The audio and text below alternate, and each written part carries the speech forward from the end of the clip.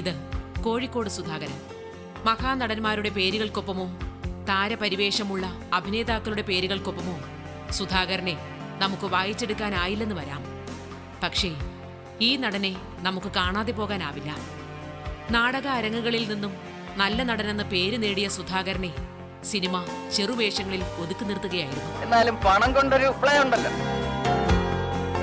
അഭിനയത്തോട് അടങ്ങാത്ത ആഗ്രഹം സൂക്ഷിക്കുന്ന ഈ നടൻ ഇന്ന് അരങ്ങിന് പുറത്താണ്. എൻ്റെ കുടുംബ പാരമ്പര്യമായിട്ട് അങ്ങോട്ട് ആക്ടറൊന്നും ഇല്ല. അച്ഛനൊക്കെ കലാബോധം ഉണ്ടായിരിക്കാം. പക്ഷെ എനിക്ക് തോന്നുന്നു, എൻ്റെ മനസ്സ് പറയുന്നത്, എൻ്റെ ചെറുപ്പകാലത്ത് ഞാൻ താമസിച്ചിരുന്നത് ആലപ്പുഴയാണ്. അവിടെ ലിയോ തിയേറ്റർ ഹൈസ്കൂളാണ് പഠിച്ചത്. ആ കാലത്ത് കൊല്ലത്തിൽ ഒരു സിനിമയാണ് ജീവിതമാവുക, അടുത്ത കൊല്ലം ബിഷപ്പിൻ്റെ വിളി, പിന്നെ അച്ഛൻ, ഇങ്ങനെ ഓരോ കൊല്ലം കൂടുമ്പോഴാണ്. അവിടെ ത്രൂ ഔട്ട് ഉണ്ടായിരുന്നത് തമിഴ് സിനിമകളാണ്. അവിടെ തന്നെ കേരളത്തിൽ എങ്ങനെയാണല്ലോ. അപ്പോൾ എല്ലാ സിനിമയ്ക്കും ഞാൻ പോവും. എൻ്റെ അച്ഛനും അമ്മയും സിനിമ കാണാൻ താല്പര്യമാണ്. എല്ലാവരും ഞങ്ങളെ കൊണ്ടുപോകും. ഞങ്ങൾ 8 മക്കളാണ്. അതിൽ ഞാൻ മാത്രമാണ്, ബാക്കി എല്ലാം പെൺകുട്ടികളാണ്. അപ്പോൾ ഞങ്ങൾ ഒന്നായിട്ട് പോവും. അപ്പം അങ്ങനെ സിനിമ കണ്ട് അതിനോട് താല്പര്യം വന്ന്, കറക്റ്റ് പറയുകയാണെങ്കിൽ അഭിനയത്തിന് ഇൻസ്പിറേഷൻ വരാൻ കാരണം എനിക്ക് തോന്നുന്നത് ശിവാജി ഗണേശൻ്റെ പരാശക്തി എന്ന സിനിമ, അദ്ദേഹം ആദ്യം അഭിനയിച്ച സിനിമയാണ്. അത് കണ്ടിട്ട് അത് മുതലാണോ എനിക്ക് ആ ഇൻസ്പിറേഷൻ വന്ന് സംശയമുണ്ട്. ഞാൻ ചെറുപ്പത്തിൽ മരത്തിലൂടെ എന്നെ കെട്ടിയിട്ടിട്ട് മനോരമയിലെ ഡയലോഗ് പറഞ്ഞ് സ്ഥിരമായിട്ട് അഭിനയിക്കാറുണ്ട്. പിന്നെ അവിടെ നിന്നാണ് പിന്നെ സത്യൻ, പ്രൈം മിനിസ്റ്ററൊക്കെ വരുന്നു. അപ്പോൾ അങ്ങനെ അഭിനയത്തോട് താല്പര്യം വന്നത് അങ്ങനെയാണെന്ന് തോന്നുന്നു. ഒരു നടനായി നാടറിയുന്ന ആളായി വളരണമെന്ന് ആഗ്രഹിച്ച സുധാകരൻ എന്നൊരു കൊച്ചുകുട്ടി പാഠപുസ്തകമായി കണ്ടത് അതുല്യനായ അഭിനയ ചക്രവർത്തിയായിരുന്ന ശിവാജി ഗണേശൻ എന്ന നടനെയായിരുന്നു. ആ മഹാനടനെ ഗുരുവായി മനസ്സിൽ നമസ്കരിച്ചാണ് ആദ്യ അരങ്ങിലേക്ക് സുധാകരൻ കയറുന്നത്. സ്കൂൾ നാടകത്തിലൂടെ കൊച്ചുനടന്റെ അതിഗംഭീരമായ തുടക്കമായിരുന്നു അത്. എൻ്റെ ചെറുപ്പകാലത്തിൽ എനിക്കുള്ള അഭിനയിക്കുന്ന ആവേശപ്രകാരം ആരും എൻ്റെ പ്രായം അതാണല്ലോ, വിളിച്ചിരുന്നില്ല, നല്ല റോളിഞ്ച് കിട്ടിയിരുന്നില്ല. അപ്പം ഞാൻ സ്വയം ഏകാഭിനയം തുടങ്ങി, മോണോ ആക്ട്. അങ്ങനെ സ്റ്റേജിൽ ആദ്യമായിട്ട് കയറുന്നത്. പിന്നെയാണ് ഞാനൊരു 7 പഠിക്കുമ്പോഴാണ് നമ്മൾ കെ തയ്യാട്ടിൻ്റെ ഈ എഴുത്തെന്ന് ഉണയെ പറയൂ എന്നൊരു നാടകത്തിൽ പ്രധാനപ്പെട്ട നടൻ പെട്ടെന്ന് ചിക്കൻ ബോക്സായി വരാതിരുന്നപ്പോൾ എന്നെ വിളിച്ചിട്ട് ഞാൻ പെട്ടെന്ന് കയറി അഭിനയിച്ച. അങ്ങനെയാണ് അഭിനയം തുടങ്ങുന്നത്. കുട്ടിക്കാലത്ത് തന്നെ സുധാകരനിൽ ഒരു അഭിനേതാവ് ജന്മമെടുത്തിരുന്നു. പക്ഷേ വീട്ടുകാരോ കൂട്ടുകാരോ ആരും തന്നെ സുധാകരനിൽ ഒരു നടനുണ്ടെന്ന് തിരിച്ചറിഞ്ഞില്ല. കണ്ടെത്താനോ പ്രോത്സാഹിപ്പിക്കാനോ ആരുമില്ലാത്തതുകൊണ്ട് പ്രതിഭയ്ക്ക് കുറേ കാലം തിരശ്ശീലയ്ക്ക് പിന്നിൽ മറഞ്ഞു നിൽക്കാനായിരുന്നു വിധി. സിനിമാ നടന്മാരെ കണ്ടിട്ടാണ് അഭിനയത്തിന് ആവേശം വന്നതെങ്കിലും എൻ്റെ പ്രാക്ടീസ് മുഴുവൻ നാടകാഭിനയത്തിലായിരുന്നു. അപ്പം നാടകത്തെപ്പറ്റി ഞാൻ കൂടുതൽ പഠിക്കാൻ തുടങ്ങി. ചെറിയൊരു നാടകം ചെയ്തു. അങ്ങനെ സ്കൂൾ ലെവലിലാണ് നടന്നു തുടങ്ങിയത്. അപ്പോൾ എല്ലാ ആഴ്ചയും സാഹിത്യ സമാജം പിരീഡിൽ എൻ്റെ വക ഒരു 10 മിനിറ്റ് ഏകാഭിനയം ഉണ്ടാവും. അപ്പോൾ മാഷന്മാരെ കുര്യൻ മാഷുണ്ട് അന്ന് ലിയോ തിയേറ്ററിൽ, അദ്ദേഹമൊക്കെ എന്നെ പ്രോത്സാഹിപ്പിച്ചു. അവരെൻ്റെ പ്രോത്സാഹനം. വീട്ടിൽ ഒബ്ജക്ഷൻ ഇല്ല, അവർക്കിഷ്ടമായി, അഭിനയിക്കുന്ന ഇഷ്ടമാണ്.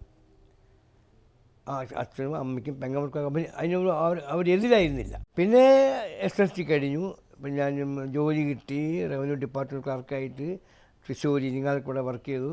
അവിടെ നിന്ന് തിരിച്ച് വന്നിട്ട് ഇവിടെ സർവേ ഓഫീസിൽ വർക്ക് ചെയ്യുമ്പം ഞാൻ അമേച്ചർ നാടകത്തിൽ, സ്കൂളല്ലാത്ത അമേച്ചർ നാടകത്തിൽ പുറമേ നിന്നും ചില ആളുകളൊക്കെ എന്നെ വിളിച്ച് അഭിനയിച്ചുകൂടെ ചോദിച്ചു. അങ്ങനെ അഭിനയം തുടങ്ങി. വിദ്യാർത്ഥി ജീവിതം കടന്ന് സർക്കാർ സർവീസിൽ ഉദ്യോഗസ്ഥനാകുന്നിടത്ത് ഈ നടന്റെ അഭിനയ ജീവിതത്തിന്റെ മറ്റൊരു ഘട്ടം ആരംഭിക്കുകയായിരുന്നു. അഭിനയത്തോടും നാടകത്തോടും സീരിയസ് ആയ ഇടപെടലുകൾ ഉണ്ടാകുന്നത് ഈ സമയത്താണ്. മികച്ച കഥാപാത്രങ്ങളിലൂടെ നാടകപ്രേമികളുടെ ഹൃദയത്തിലേക്ക് കയറി ചെല്ലാൻ കഴിയുന്നതും ഇതേ കാലത്താണ്. അനുമോദനങ്ങൾക്കൊപ്പം അവാർഡുകളും ഈ നടനെ തേടി പിന്നാലെ എത്തി. കോഴിക്കോട് ഒറ്റപ്പെട്ട നാടകങ്ങൾ അഭിനയിച്ചുകൊണ്ടിരിക്കെ പിന്നെ സമാനന്ദൻ പുതിയറാൻ്റെ ഒരു നാടകത്തുണ്ട് ഇവിടെ. നല്ല നാടകൃത്താണ്. അദ്ദേഹം സംവിധാനം ചെയ്ത ഒരു നാടകം ഞാൻ കോഓപ്പറേറ്റീവ് കോളേജിൽ പഠിക്കുന്ന കാലത്ത് അവിടുത്തെ മെയിൻ നാടകം കൂടാണ്ട് ഒരു കോമഡി നാടകം വേണമെന്ന് പറഞ്ഞപ്പോൾ അന്ന് ഞാൻ കോമഡി നാടകം അല്ല, ഞാനും എൻ്റെ ഒരു ഫ്രണ്ട് രവി എന്ന് പറയും, അതായത് രവി എന്ന് പറഞ്ഞാൽ നമ്മൾ പന്തൽമാടയുടെ ഒക്കെ പ്രൊഡ്യൂസർ, ഞാനവനും ഒന്നിച്ച് പഠിക്കുക. അപ്പം ഞങ്ങൾ രണ്ടാളും കൂടി അവനും മെലിഞ്ഞിട്ടാണ് ഞാനും മെലിഞ്ഞിട്ടാണ് ഒരു കോമഡി തട്ടിക്കൂട്ടി എന്ന് പറഞ്ഞാൽ കുതിരോട്ടം പപ്പുവിന് അത്യാവശ്യം വെള്ളമൊക്കെ വാങ്ങിക്കൊടുത്ത് ഞങ്ങളൊരു സ്കിപ്പ് എഴുതിപ്പിച്ചു, ഒരു കോമഡി ചിരി അഥവാ കുറ്റിച്ചോൽ എന്നൊരു സാധനം. അത് സാധാരണ പുതിയ ഡയറക്റ്റ് ചെയ്തു. അതിലെനിക്ക് ഏറ്റവും നല്ല കൊമേഡിയൻ എന്നൊരു വെള്ളി മെഡൽ കിട്ടി. അതാണ് എൻ്റെ ജീവിതത്തിൽ ആദ്യം കിട്ടിയ മെഡൽ, അവാർഡ്.